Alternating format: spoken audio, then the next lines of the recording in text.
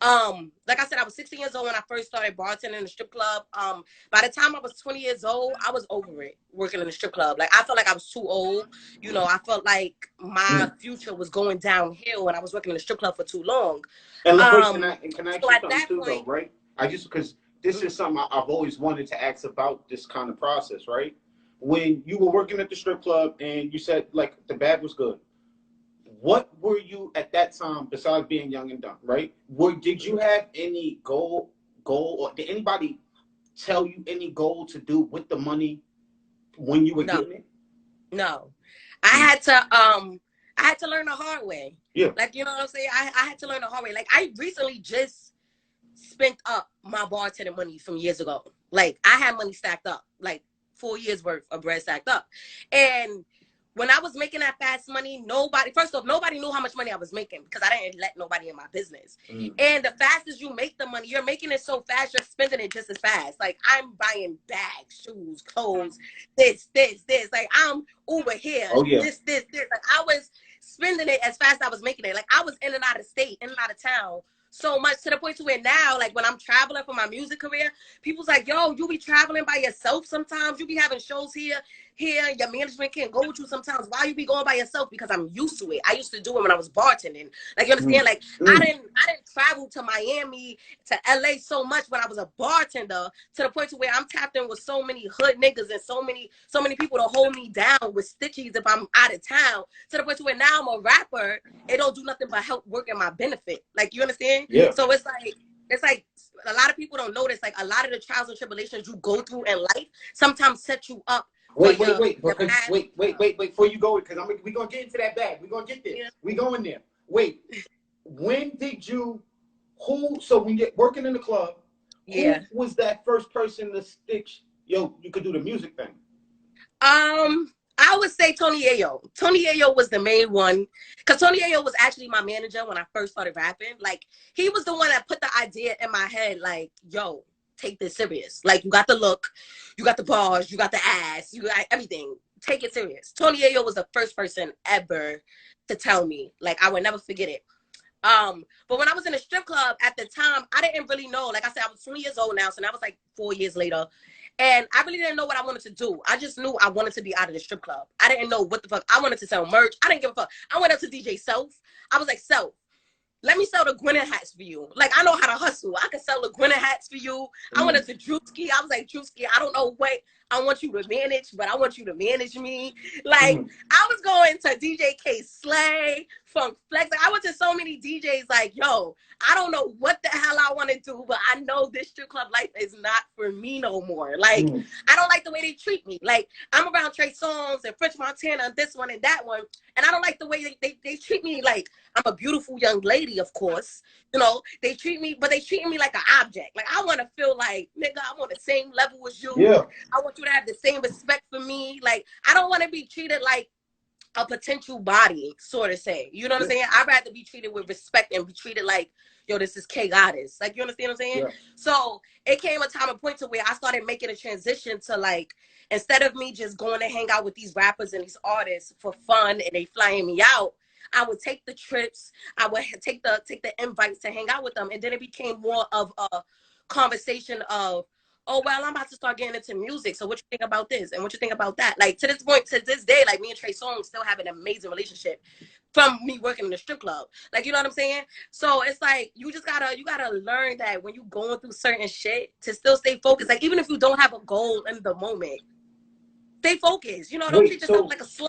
Wait, now, because you said a big bar, especially about, so talk to me about that dynamic real quick, right? You know, and I don't even want to say the name because we're going to go into it. So talk to me about that dynamic, though, about men and the men competing with men in the hip hop field and trying to be an artist, opposed to working with them in the strip club.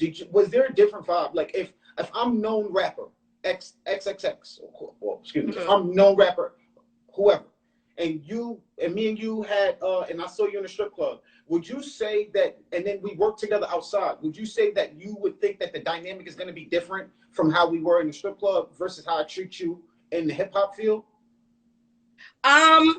Yeah, I thought it would have been. But little did I know was I had to make people respect my shit. You know, because coming from the strip club and being half naked as a bartender, you gotta remember our motive is to get niggas to come to the bar.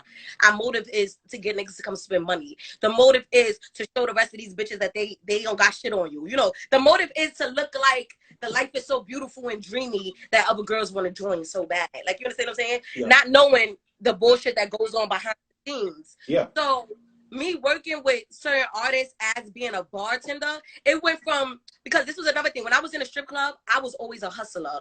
Like, I would tell certain rappers that I knew, like, yo, you want your music played? Come buy a bottle. Come throw $500 at my bar. I have Funk Flex spin your music. Like, you know what I'm saying? And only thing I had to do was make sure Funk Flex get a drink or some shit and then slide him a song. Like, you know what I'm saying? So I was hustling. So it went from that to like, okay, now I'm a rapper. So instead of rappers feeling like, oh, I'm gonna support you, K Goddess, it's like, why would I support you?